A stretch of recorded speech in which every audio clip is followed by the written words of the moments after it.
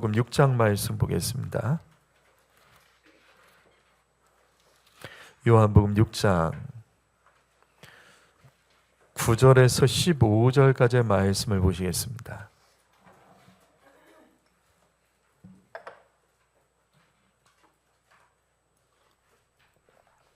요한복음 6장 9절에서 15절까지의 말씀을 저와 여러분이 한 절씩 교독하겠습니다. 여기 한 아이가 있어 보리떡 5개와 물고기 2마리를 가지고 있나이다. 그러나 이것이 이 많은 사람에게 얼마나 되겠사옵나이까.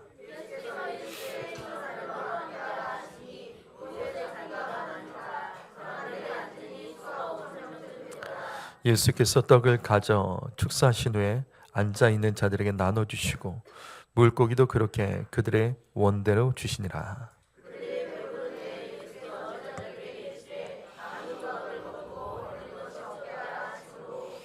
이에 거두니 보리떡 5개로 먹고 남은 조각이 12바구니에 찼더라.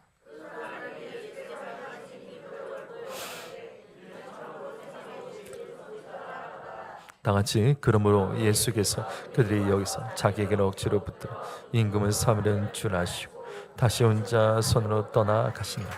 아멘. 요한복음에 기록된 7가지 기적 중에 4번째 기적 오병이어의 말씀, 오늘 5번째, 6번째 말씀입니다. 오늘 말씀은 나누고 주는 것의 기적을 가르쳐주고 있습니다.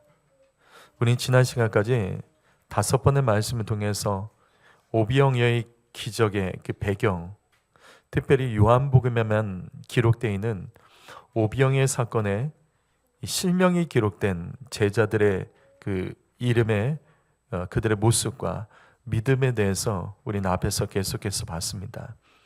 오늘부터는 오병이어의 기적의 그 자체에 대한 말씀을 함께 나누도록 하겠습니다.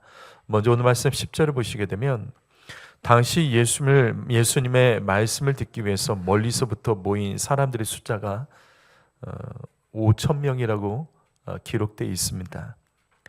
여기 5,000명이라는 숫자는 남자 장정 5,000명이라는 뜻입니다. 그렇다면 남자 장정 5,000명이라는 이 단정적으로 말할 수 있는 근거가 무엇일까? 이것은 헬라어로 보면 매우 간단합니다. 여기 예수님께서 제자들에게 이 사람들로 앉게 하라, 이 사람들로 앉게 하라 라고 말씀하십니다. 여기 사람들의 헬라어로 안드로푸스라는 단어입니다. 이게 무슨 뜻이냐면 여자랑 반대되는 남자란 뜻입니다. 그리고 이 단어는 소년과 반대되는 어른이란 뜻입니다. 또한 노인과 반대되는 장정이란 뜻입니다. 그래서 여기 5,000명의 사람들은 여성이 아닌 남자들이고, 남자들 중에서 소년이 아닌 어른들이고, 어른들 중에서 노인이 아닌 장정들입니다. 그래서 앞에 말씀 9절을 보시면 오병이어 이 현장에 어떤 한 아이가 가지고 있는 오병이어를 안드레가 가지고 나왔죠. 이처럼 당시 현장에는 어린 아이들도, 그들을 데리고 온 여인들, 또 노인들도 분명히 많이 있었습니다. 따라서 오병이어 현장에 여기 남자 장정 5,000명이라는 이 말씀은 이곳에 있는 모인 사람들의 숫자를 따지면 한 2만 명 정도로도 계산할 수 있습니다. 2만 명 정도입니다. 그렇다면 예수님께서는 이들을 왜 앉게 하셨을까? 이들을 그 자리에 앉게 하십니다. 지금 이 말씀 보시면 그 이유가 기록되어 있습니다. 이 마지막 구절을 보시면 사람들이 앉으니 수가 5,000명쯤 되더라. 우선 사람들의 숫자를 계산하기 쉽도록 자리에 앉게 했습니다. 그리고 이 부분은 마가복음과 누가복음에 아주 자세히 기록되어 있습니다. 이렇게 기록되어 있죠. 마가복음 6장 40절에는 100명씩 또는 50명씩 앉게 하셨습니다. 또 누가복음 9장에서는 50명씩 앉겠다. 이 말씀들을 종합해 보면 예수님께서 사람들을 앉히실 때 50명 아니면 100명 이렇게 단위로 그들을 앉게 하셨고, 그래서 그들의 숫자를 세는 것이 쉬웠던 것 같습니다. 이렇게 사람들을 앉히신 후에 예수님께서는 축사하시고 오병이어를 제자들에게 나누어 주게 하였습니다. 따라서 이들이 자리에 앉게 하신 것은 오병이어의 기적이 일어날 수 있도록 질서를 명령하신 겁니다. 성도 여러분, 그래서 우리는 이 말씀 속에서 하나님의 음성을 들어야 됩니다. 그것은 바로 기적은 말씀에 정렬하고 질서가 있을 때 일어납니다. 여러분, 여기 다시 마가복음 6장 40절 말씀과 누가복음 9장 14절 말씀, 이 말씀처럼 오병이어의 기적은 날이 저물 때까지 말씀을 사모하며 오랜 시간 말씀을 듣고 말씀에 정렬했던 사람들에게 일어난 기적입니다. 그런데 말씀은 오래 들었다고 바로 기적이 일어난 건 아닙니다. 주님은 이들에게 기적이 일어나도록 질서를 명령하셨습니다. 나눠서 앉아라. 100명씩 50명씩 나눠서 앉아라. 여러분, 이 말씀을 쉽게 보시면 안 됩니다. 지금 이 말씀에는 이 현장에 있는 사람들은 날이 저물 때까지 그 자리에 앉아 있었던 사람들입니다. 말씀을 날이 저물 때까지 들었던 사람이라고요. 아주 오랜 시간 설교를 들은 겁니다. 이들은 배고팠지만 인내하면서 말씀을 들었습니다. 그런데 예수님께서 제자들을 통해서 말씀하시는 거예요. 100명씩 50명씩 앉게 하라. 그런데 같은 말씀을 기록하고 있는 마태, 마가, 누가복음에는 오병이어의 기적이 일어난 장소를 설명합니다. 이렇게 설명합니다. 마태복음 14장 15절과 마가복음 6장 35절, 누가복음 9장 12절 말씀 보시면, 자, 당시 오병이어의 기적이 일어났던 현장은 어떤 곳이죠? 장소가 어디죠? 빈들 아십니까? 빈들? 빈들이 뭐죠? 빈들. 들판? 이건 헬라어로 봐야 되죠. 에레모스입니다. 광야라는 단어예요. 광야. 오병이어의 기적에서 제자들에게 계속해서 강조하신 것이 바로 이것입니다. 주님, 제자들이 계속해서 예수께 강조했던 게 이거예요. 주님, 여기 광야입니다. 광야. 먹을 걸 어디서 구합니까? 예수님께서는 사람들을 먹이고 싶어 했지만 제자들은 말합니다. 먹을 것을 구할 수 없습니다. 왜? 여기는 빈들, 광야입니다. 그렇다면 우리는 이 말씀을 통해서 당시 날이 저물 때까지 예수님의 말씀을 듣던 그 사람들, 우리는 그 장면들을 한번 상상해 볼 수는 있을 것 같아요. 날이 저물 때까지 말씀을 들었던 사람들, 얼마나 힘들었을까요? 그늘도 없는 곳에서 견디면서 말씀 들었습니다. 뜨거운 태양빛, 목마름 속에서 견디면서 말씀을 들었다고요. 결코 시원한 그늘에서 이들은 말씀을 들었던 것이 아닙니다. 성도 여러분, 그래서 주님은 이들을 말씀이 끝난 후에 그냥 돌려보낼 수가 없었던 거예요. 여러분, 이러니 이 말씀에서 절대로 놓치지 말아야 될 것이 있습니다. 여러분, 어떤 어려운 환경에서도 인내하며 말씀 들으시기 바랍니다. 말씀 듣지 못할 환경, 상황은 없습니다. 광야 같은 인생에서도 여러분 말씀 듣기 위해서 견디셔야 되는 거예요. 다시요. 예배 드리기 좋은 환경 있을 수는 있겠지만 절대적이지 않습니다. 말씀을 듣기 좋은 환경, 사실 이런 건 없습니다. 오히려 더 어려운 환경, 광야 같은 환경이 우리가 견디며 말씀을 들어야 될 때입니다. 성도 여러분, 지금 인생에 피난처가 필요한 성도 여러분 계십니까? 피할 곳과 기댈 곳이 필요한 성도 여러분 계십니까? 마음에 여유가 없고 불안하고 염려에 사로잡힌 성도님들이 계십니까? 그렇다면 오늘 이 말씀을 기억하십시오. 말씀 듣기 좋은 환경은 없습니다. 여러분, 바로 그때 그래도 견디면서 예배하고 견디면서 말씀을 들으셔야 됩니다. 오병이의 기적은 바로 이때 일어난 거예요. 오병이의 기적은 이렇게 말씀을 듣고 말씀에 정렬했던 자들, 견뎠던 자들에게 일어난 기적입니다. 그런데 이게 다가 아니에요. 주님은 이들에게 한 가지 더 요구를 하십니다. 예수님께서 날이 저물 때까지 말씀을 듣는 것, 이 지친 자들에게 주님은 한 가지 더 요청을 하세요. 그게 바로 마태복음 14장과 마가복음 6장에 기록되어 있습니다. 잔디에 가서 앉아라. 무리를 명령하여 빈들 광야 아닌 너희 잔디에 가서 앉아라. 예수님께서는 50명, 100명씩을 그냥 빈들에서 앉게 하신 것이 아니라 잔디로 이동해서 앉으라고 말씀하십니다. 오병이의 기적은 최종적으로 푸른 잔디 위에서 일어났습니다. 오병이의 기적은 그냥 광야에서 일어나는 것이 아니라 푸른 잔디에 앉았을 때 일어난 기적입니다. 그래서 이 말씀을 쉽게 보시면 안 돼요. 여러분, 오병이의 기적을 위해서 빈들, 즉 황무지, 광야에 앉아있던 사람들은 일어서서 잔디로 이동을 해야 됐습니다. 빈들에 모여있던 자들은 제자들의 인도를 받아서 때를 지어 푸른 잔디로 이동을 했다고요. 무슨 말이냐면 당시 2만 명의 사람들은 해가 질 때까지 먹지도 못했고 때아피 속에서 그들은 예수님의 말씀을 가르침을 들었습니다. 그런데 다시 제자들이 지시를 하는 거예요.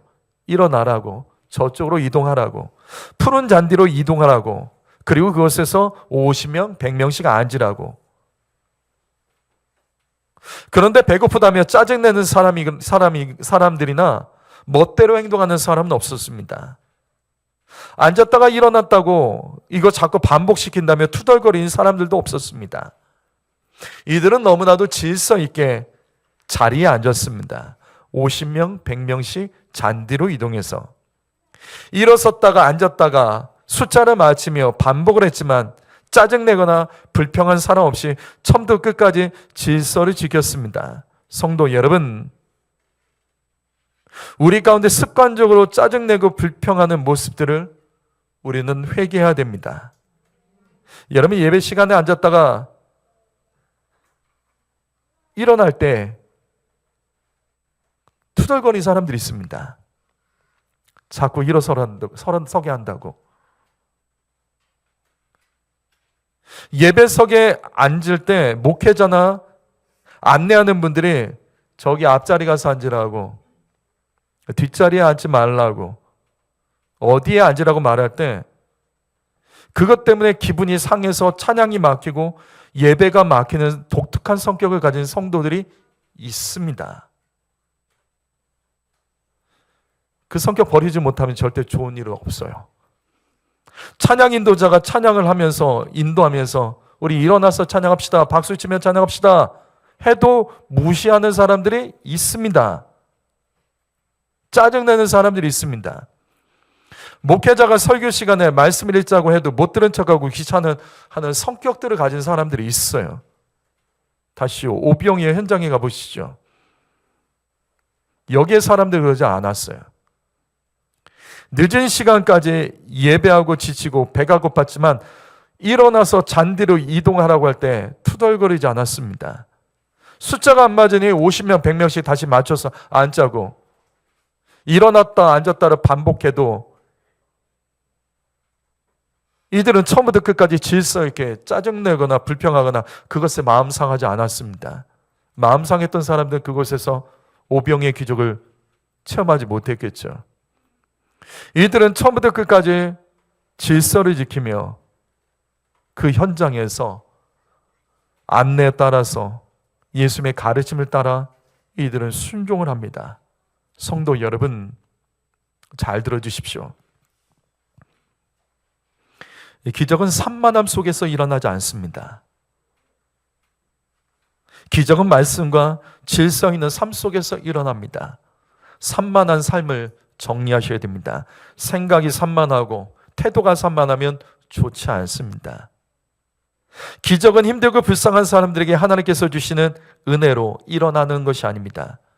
아무리 살기가 어렵고 지치고 힘들고 내가 지쳐 있고 괴로운 일이 있고 복잡하고 어려워도 그래도 말씀을 사모하며 예배하고 인내하며 예수 믿는 사람들, 질서 있게 정결하는 삶을 살아가는 자들에게 기적이 일어납니다.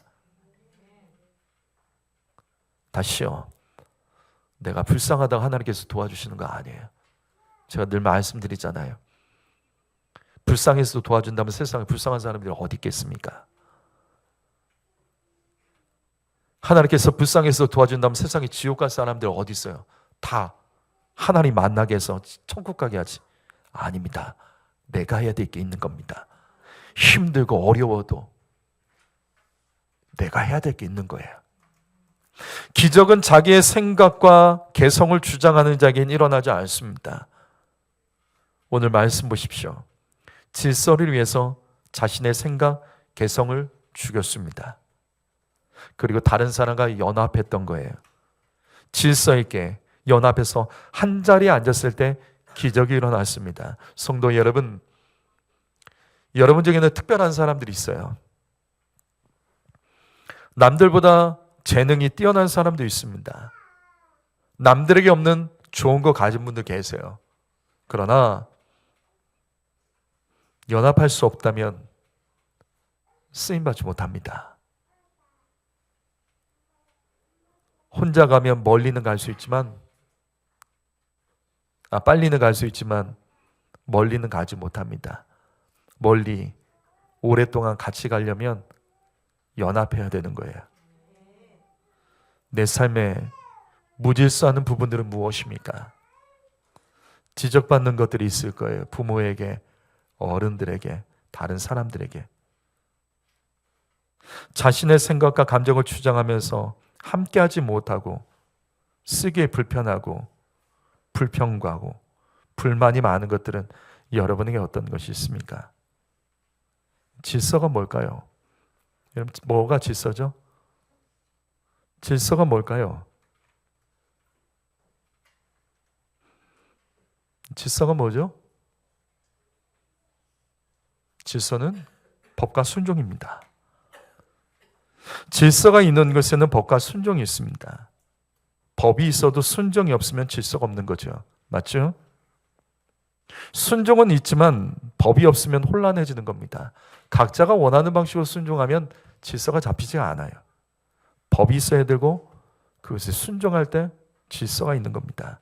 그래서 시편 74편 17절 말씀, 하나님께서는 땅의 경계를 만드셨습니다. 그리고 시편 104편 9절에는 물의 경계까지도 만드셨습니다. 주님은 경계를 정하고 넘어가지 못하게 하셨습니다. 주님은 경계를 정하고 그것이 뒤집어지지 않게 하셨습니다. 하나님께서는 질서의 하나님이십니다. 하나님은 땅과 물의 경계까지 법으로 정해 놓으셨습니다. 자연 만물이 이러한 하나님의 경계법에 순종하기 때문에 이 땅에 질서가 있는 겁니다. 이것이 깨지는 것이 말세예요. 말세의 심판이 이 질서가 깨지는 겁니다. 특별히 고린도전서 14장 33절 말씀, 하나님은 질서의 하나님이십니다. 그런데 이 말씀 마지막에 이렇게 기록되어 있죠. 모든 성도가 교회에서 함과 같이. 그럼 교회는 어떤 곳이어야 돼요? 질서가 있어야 된다는 거예요. 교회는 무질서하면 안 됩니다. 교회는 각자 개성이 있는 사람들이, 다 하나님의 사랑받는 사람들이, 나도 하나님 사랑받고 너도 하나님 사랑받으니까 다 사랑받아, 그렇게 되면 내 마음대로 하는 거 아닙니다. 교회는 어느 것보다 질서가 있습니다. 왜? 교회는 법이 있고 그 법의 순종을 강조하기 때문이에요. 여러분, 다시 반복합니다. 자기의 감정에 순종하면 안 됩니다. 여러분의 생각에 순종하면 안 됩니다. 그것이 무질서입니다. 질서는 법과 순종입니다. 하나님의 말씀에 순종할 때 교회는 질서가 있게 되고 우리의 삶의 무질서한 영역들의 질서가 잡히면서 그래서 그때 기적이 일어나는 겁니다. 여러분, 이 말씀, 여기 고린도전서 14장 33절 말씀, 이 말씀 놓치지 마십시오. 이 말씀은 고린도 전서 말씀입니다. 고린도 전서 말씀입니다. 고린도 교회에 사도 바울이 보낸 편지의 내용이에요. 왜 보냈냐면 다 알다시피 고린도 교회가 당시 4개의 당파로 갈라져 싸우고 있었습니다. 질서가 무너졌다고요. 그래서 고린도 전서에는 이 같은 질서에 대한 강조의 말씀들이 반복해서 나와요. 고린도전서 12장 4절부터 7절 말씀 읽어볼까요? 여기 있는 말씀 읽어봅니다. 자, 읽습니다. 시작.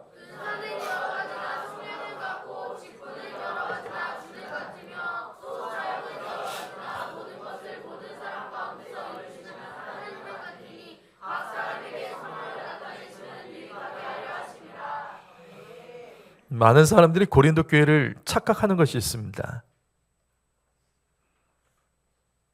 고린도 교회는 엉망인 교회가 아니에요. 고린도 교회는 기도 많이 하는 교회입니다.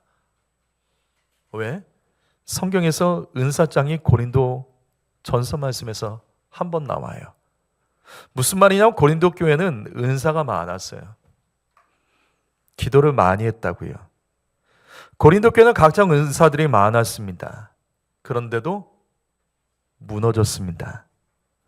질서를 지키지 못해서.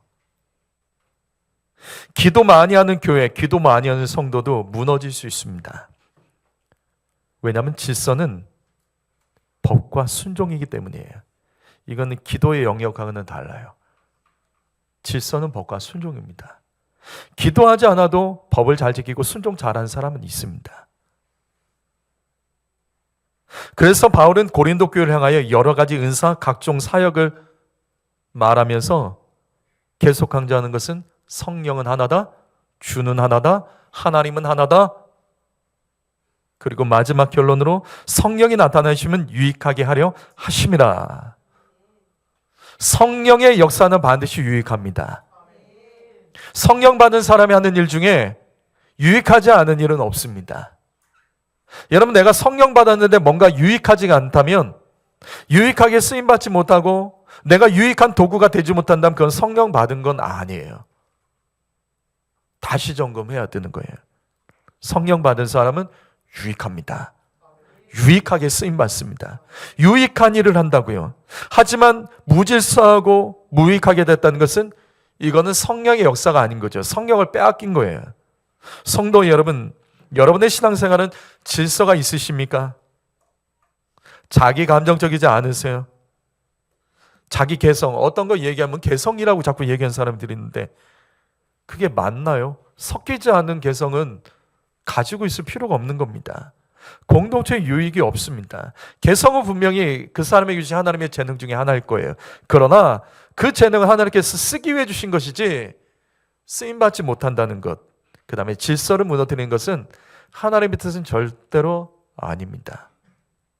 고린도전서 12장 28절 말씀 읽어보시죠. 읽겠습니다. 시작.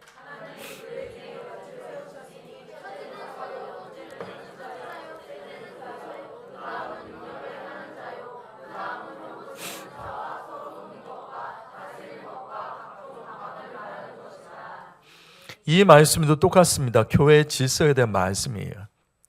교회는 질서, 권위가 있습니다. 하나님께서 세우신 권위와 질서는 이 교회 안에 이 기본이 핵심이고요. 여러분은 이 같은 질서를 잘 인정하십니까? 제가 이 말씀 여러 번 강조했죠. 초대교회의 가장 중요한 특징은 선지자라고요. 선지자. 구약 시대까지 선지자는 어떤 역할을 했냐면 이곳저곳 돌아다니며 말씀을 선포했습니다. 어떤 때로는 왕의 옆에서 나라를 통치하는 일을 돕던지 하면서 말씀을 전한 일을 했다고. 그런데 신약에서는 이게 바뀌어버려요. 신약에는 교회가 세워지면서 더 이상 떠돌이 선지자들은 없습니다. 이제부터는 교회로 다 들어가야 돼요. 그리고 어떻게? 사도들의 권위를 인정하며 그들의 지도를 받아야 됩니다. 그래야지 질서가 있어지는 거예요. 말씀 선포하는 사역은 사도들에게 맡겨졌지요. 그래서 선지자들은 더 이상 말씀을 선포하지 않습니다. 이들은 기도 사역에 집중하게 됩니다. 이게 교회의 질서입니다. 성도 여러분, 하나님은 저와 여러분의 성격과 자라온 환경, 개성과 재능들에 주님은 관심 없습니다. 주님은 말씀에 정렬하는 자를 주목하십니다. 아무리 뛰어나도 사기꾼으로 살면 어떡하냐고요. 아무리 뛰어나도 쓰기에 불편하면 어떡합니까? 교회에서 수십 명, 수백 명, 수천 명의 사람이 모여도 산만하지 않고 교회가 하나 될 수 있는 그 유일한 방법은 질서입니다. 말씀에 정렬하고 권위에 순종하면 그 교회는 무너지지 않습니다. 다시 오늘 말씀 마태복음 14장 19절과 마가복음 6장 39절 말씀, 여러분 기적이 일어나길 원하십니까? 주의 일을 할 때, 사명 감당할 때, 어떤 일을 할 때 산만하면 안 됩니다. 질서가 없고 산만한 사람은 예배 드리고 그가 앉았던 자리만 봐도 알아요. 지저분해요. 쓰레기가 버려져요. 자기 물건도 못 챙겨요. 그런 사람들 있죠. 그래서 언제나 교회에서 있다가 우리 항상 봐요. 저는 주일날 항상 보는 것 같아요. 집에 가는데 물건을 못 찾아가지고 한참 동안 물건 찾다가 그렇게 가는 사람들이 있어요. 근데 보면 그 사람이 또 꼭 그 사람이에요. 자꾸 산만한 거예요. 놓치고 있는 거예요. 질서가 없는 거예요. 오병이의 기적은 질서를 위해서 기꺼이 수고한 자들에게 일어난 겁니다. 성도 여러분, 내 감정, 내 생각, 경험이 기준되면 안 됩니다. 말씀을 기준으로 삼고 질서 있게 정렬할 때 하나님께서는 우리의 삶의 혼란스러운 그 영역들을 질서 있게 고쳐주시고 기적을 행하여 주실 줄 믿습니다. 나라가 혼란스럽죠. 나라가 어렵죠. 그래서 우리는 이때 더욱 믿음의 질서를 지키며 나가야 되는 겁니다. 진짜 실력은요, 질서예요. 질서. 세상에서 욕하는 지점들은 다른 거 아니에요. 질서 없는 것을 욕하는 겁니다. 사랑하는 성도 여러분, 가정의 질서를 지켜주십시오. 부모 여러분, 부모로서의 질서를 지켜주십시오. 자녀를 믿음으로 양육하는 건 부모의 책임입니다. 교회에다만 던지지 마시고 여러분이 하셔야 됩니다. 아버지 여러분, 성실하게 일해 주십시오. 여러분 성실하게 일하셔야 됩니다. 가정의 경제적인 것 아버지가 그래도 책임을 져야 되는 게 많은 거죠. 학생 여러분, 나는 공부하는 머리가 아니야. 그런 말 하지 마세요. 그런 말 하지 마세요. 그래도 공부하세요. 여러분 공부하셔야 돼요. 그 나이 때 하지 않으면 나중에 하고 싶어도 못해요. 학생이 학생일 때 공부해야지 어떻게 합니까? 어머니 여러분, 바쁘더라도 가족들 식사 챙겨주십시오. 내 남편, 내 자녀들 식사 챙기셔야 돼요. 그리고 격려하면서 믿음으로 세워가고 하셔야 됩니다. 청년 여러분, 여러분의 시간은 굉장히 짧아요. 전도서 말씀 기억하세요. 창조주 하나님을 기억하세요. 창조주 하나님을 기억하라. 청년들에게 주신 말씀이에요. 왜? 너희들은 태어날 때 하나님께서 태어나 계신 목적과 사명이 있어. 그건 모르고 시간 허비하지 말고 분명한 목적을 가지고 하나님께 쓰임받을 준비를 하며 살아가지 않으면 시간은 굉장히 금방 갑니다. 정말 짧게 금방 갑니다. 우리 각자의 삶에서 주어진 그 시간 안에서 또 환경과 공간 안에서 여러분 우리는 질서 있게 살아가야지 하나님께서 우리의 혼란스러운 삶 속에서 주님은 기적으로서 모든 부분들을 고쳐주시고 새롭게 만져가실 것임을 저는 확신합니다. 여러분 기적은 멀리 있는 게 아닙니다. 우리의 삶 속에서 우리가 하나님 바라보며 나갈 때 기적이 없는 거, 이게 기적이죠. 우리가 하나님 말씀대로 살아가는데 기적이 없다면 정말 그게 기적이죠. 말씀대로 살아가고 주를 의지하고 주께 정렬하며 살아가면 반드시 기적은 일어납니다. 기도하겠습니다. 이 시간 우리가 함께 기도할 때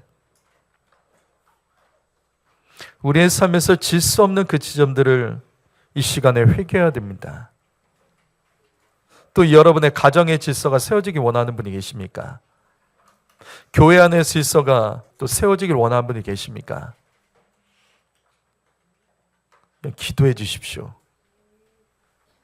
다시요. 질서는 법과 순종입니다. 기도 많이 해도 질서 없을 수 있습니다. 법을 지키고 그 법에 순종하며 나갈 때 질서가 있는 거예요. 가정에서 자녀들 부모에게 순종하지 않았던 것, 자기 개성 말하고 남의 가정 얘기만 하며 말씀을 따르지 않은 것은 그건 죄로 여기고 회개해야 됩니다. 성도 여러분, 어떤 이유와 사정이 있어도 예배 안 드리고 기도 안 하는 것은 그거는 핑계가 될 수가 없습니다. 그랬던 삶을 회개하며 다시 주의 말씀 안에 이 교회에서 질서 있게 살아가며 우리의 삶의 기적을 하나님께 구해야 될 줄 믿습니다. 이 시간 우리